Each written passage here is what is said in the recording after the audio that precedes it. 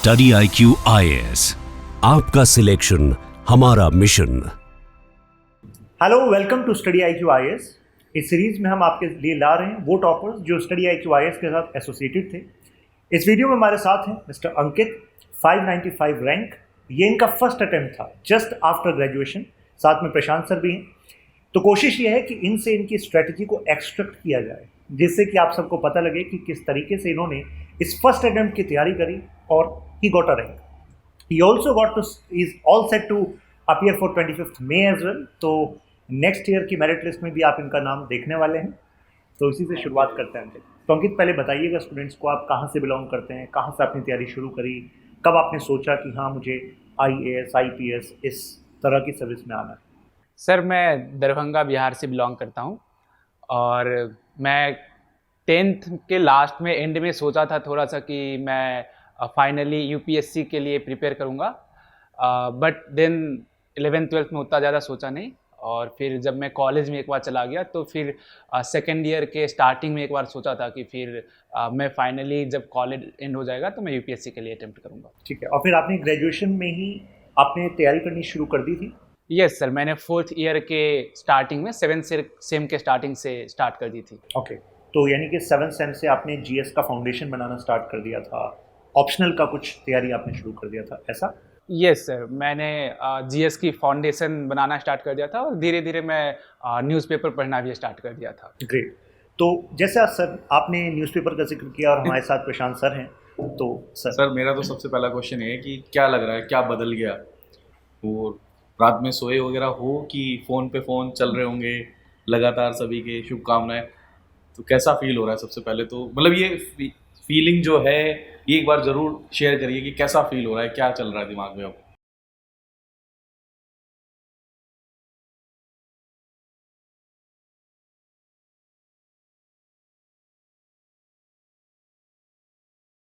परिवार वाले बहुत खुश होंगे। परिवार वाले बहुत खुश हैं, सबसे ज़्यादा वो खुश है।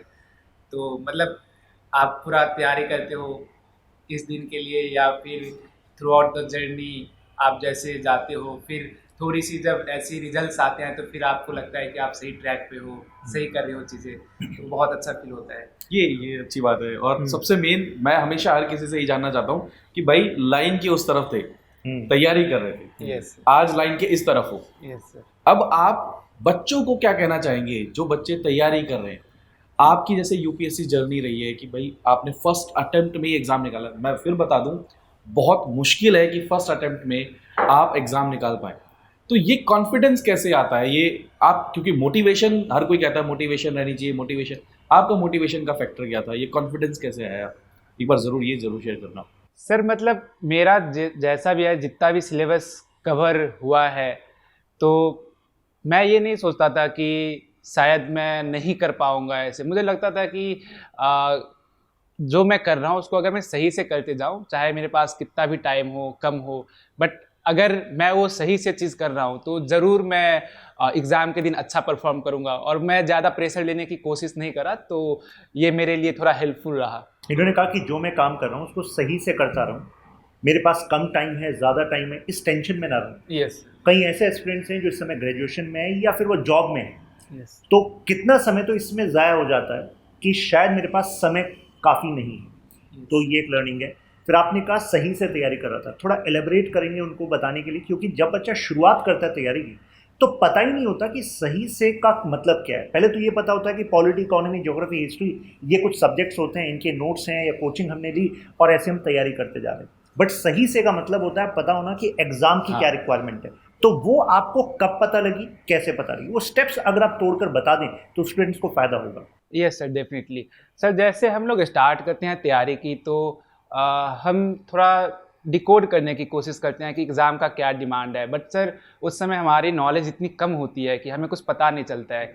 तो जैसे हम कुछ पढ़े, फिर सोचना चाहे कि एक बार पेपर उठा के देखे प्री की या किसी की, तो फिर पता नहीं चलता है कहाँ से पूछ रहे हैं, क्या पूछ रहे हैं, आइडिया नहीं रहता है।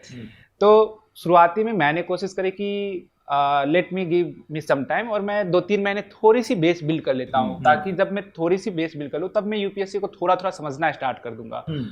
और सर जैसे आप कोई एग्ज़ाम देते हो तो आप उस बॉडी जो कंडक्ट कर रही है तो उसकी जो पैटर्न है चीज़ों को वो समझना बहुत ज़रूरी हो जाता है, नहीं तो फिर आप डायरेक्शनलेस हो जाओगे, क्योंकि इतनी ज़्यादा मटेरियल है, आप अथाह पढ़ते चले जाओगे, फिर पता नहीं चलेगा। तो मैंने वही 2-3 महीने पहले फिर से, मुझे समझ में नहीं आता था कि क्या चीज़ मुझे ज़रूरत है, तो मैं सब चीज़ साइड रख के सोचा कि पहले मैं 2-3 महीने बिल्ड कर लेता हूँ खुद। तो जब मेरी थोड़ी सी बेसिक बन गई, तो फिर मैं एक बार धीरे धीरे फिर से उनकी क्वेश्चंस देखना स्टार्ट किया। तो जब मैं उनकी क्वेश्चंस देखने लगे तो मुझे पता चलने लगा कि उनकी डिमांड्स क्या हैं, ये क्या है, वो कहाँ से ज़्यादा टारगेट कर रहे हैं प्री में, कहाँ से ज़्यादा कर रहे हैं मेंस में। तो दोनों थोड़ी सी अलग भी है, बहुत ही अलग है, लेकिन बट आपको ओवरऑल नॉलेज भी होनी चाहिए। ये नहीं कि आप थोड़ी सी छोड़ सकते हैं ये या वो छोड़ सकते हैं, तो बट ये भी होनी चाहिए कि आपको ज़्यादा टारगेट क्या करना है। तो फिर आप जब थोड़ी सी बेस बन जाती है तो फिर आप उनके क्वेश्चन पेपर देखते हैं और फिर समझ में आ जाता है क्या टारगेट करना है। धीरे धीरे वो बहुत इंपॉर्टेंट हो जाता है, उनकी PYQ एनालिसिस। एटलीस्ट आप 5-6-7 ईयर की प्रीवियस PYQ एनालिसिस करें तो उससे फिर पूरा डायरेक्शन मिल जाता है कि आपको मेनली इस पे फोकस करना है। तो ये काफ़ी हेल्पफुल है। इन्होंने बिल्कुल सही बात कही कि PYQs पे जाने से पहले इन्होंने थोड़ा समझ अपना बना लिया था बेस कंटेंट को रीड करके, जिससे कि जिन शब्दों का इस्तेमाल PYQs में हुआ है वो एटलीस्ट आप समझ तो पाएं कि ये लिखे क्या है, क्या इसका मतलब है, तब आप ज़्यादा एसोसिएट कर पाएंगे उससे। ठीक है, तो ये आपका फर्स्ट लेयर था। और फर्स्ट लेयर के बाद आपने आंसर्स लिखने कब से शुरू करे? सर मैंने सितंबर में लिखे थे, 2-3 दिन 10 दिन के आसपास लिखे थे, 2-3 आंसर लिखे थे। बट फिर मुझे उस समय लगा था कि मेरी नॉलेज कुछ ज़्यादा ही कम है। और फिर उसके बाद कॉलेज की भी थोड़ी सी प्रेशर आ गई थी, तो फिर मेरी डिसकंटिन्यू हो गई थी। फिर प्री आ गया, तो फिर प्री में तो आंसर राइटिंग नहीं कर पाया, तो फिर मैं फिर प्री और मेंस के दौरान ही ज़्यादातर करी थी आंसर राइटिंग उस टाइम। ठीक है, तो एक बात तो क्लियर है कि नॉलेज का बेस ज़रूरी है, उसके बाद अगर आप आंसर राइटिंग करेंगे तो कॉन्फिडेंस भी आएगा और वो कंटिन्यूटी बनी रहेगी। Yes sir. और अच्छा, जैसे अभी जो आपकी रैंक है और अब आप 25 मई को टारगेट कर रहे हैं। Yes sir. और इस साल आप टॉप 10 में आने वाले हैं, यही मंशा है राइट?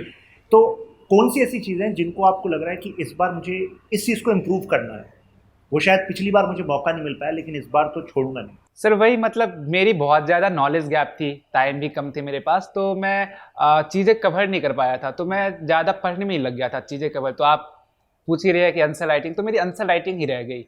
तो जैसे अब मुझे नॉलेज है, अब मुझे चीज़ें मालूम है, बट अब मुझे अपनी राइटिंग स्किल और बेहतर करनी है। तो इस बार मैं थोड़ी सी ज़्यादा से ज़्यादा आंसर राइटिंग पे फोकस डालूंगा, तो वो मेरी लैकिंग रह गई। और एक और बात आपने कही कि मतलब तैयारी, मतलब कवरेज की आपने अभी बात की थी, तो कवरेज आपका पूरा बैलेंस था अक्रॉस द सब्जेक्ट्स, या आपको लगता है कि कुछ स्ट्रेंथ, कुछ मतलब जैसे कई बच्चे ऐसे हैं जो इस समय इस वीडियो को देख रहे हैं जो ग्रेजुएशन या फिर 10th 11th 12th में एक हैबिट आ जाती है कि एग्जाम से पहले हम ये देख लें किससे ज़्यादा क्वेश्चंस आते हैं, उस पर फोकस कर लेते हैं और बाकी को या तो छोड़ देते हैं या फिर 1-2 बार ही देख लेते हैं, और ये स्ट्रेटजी उनके लिए वहाँ काम कर जाती है, हैबिट में आ जाती है। तो आपने कैसे इसको कॉप अप किया, या क्या आपने किया? सर मैंने भी यही किया था, जैसे कि मेरी बहुत चीज़ रहती थी तो मुझे भी थोड़ा सा टारगेटेड करना पड़ा था।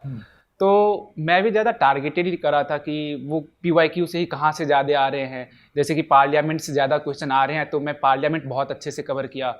फिर ADL से ज़्यादा क्वेश्चन आ रहे हैं तो उसको मैंने बहुत अच्छे से कवर किया। तो मैंने भी यही किया था, तो वो उस समय मेरे लिए सही ये हो गया। But after means I realised कि आपको हॉलिस्टिक नॉलेज होना बहुत ही ज़रूरी है।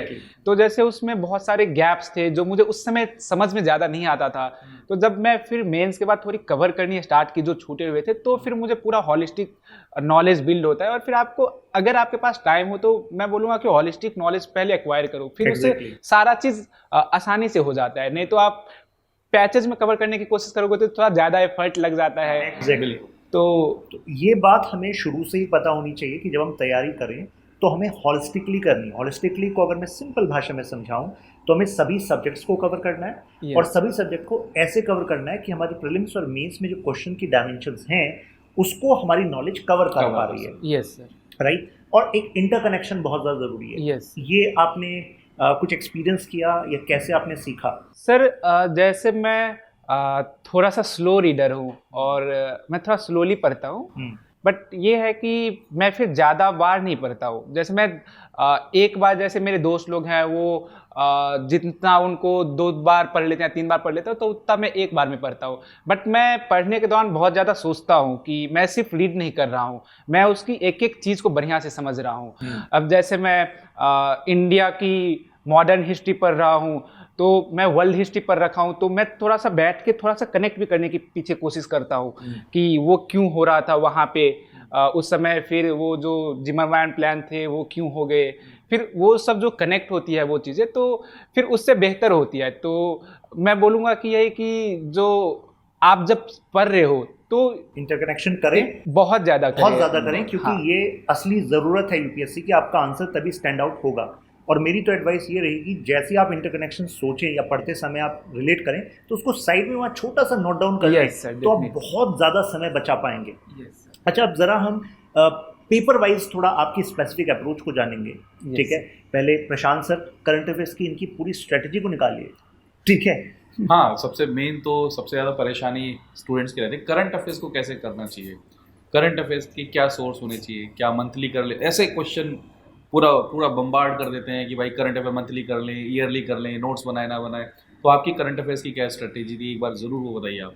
सर मेरी तो थी कि मैं शुरू में न्यूज़पेपर स्टार्ट की थी पढ़ना, बट उस समय मुझे उतना समझ में नहीं आता था न्यूज़पेपर, और फिर मुझे कंटेंट चूँकि ज़्यादा कवर करने थे तो डिसकंटिन्यू हो गया मेरा, जो कि मैं बाद में रिग्रेट कर रहा था, बट मेरे पास कोई अदर ऑप्शन नहीं थे, तो मैंने तो कंपाइलेशन लास्ट में कर लिए थे, and that work for me. तो मैं यही बोलूँगा कि इसमें आपको ज़्यादा भागने की ज़रूरत नहीं है इधर उधर। अगर आप न्यूज़पेपर कर रहे हो और अगर आपको लग रहा है कि आप उसकी नोट्स बना ले रहे हो, आपके लिए वर्क कर रहा है, तो दैट्स फाइन। मतलब आप दूसरे को मत देखो। अगर आप कंपाइलेशन से ही सही कर रहे हो, मंथली से कर रहे हो, या फिर आपकी जो ईयरली कंपाइलेशन है, आपको जो अच्छा लग रहा है आप उसी से कीजिए, बट उसको बार बार कीजिए।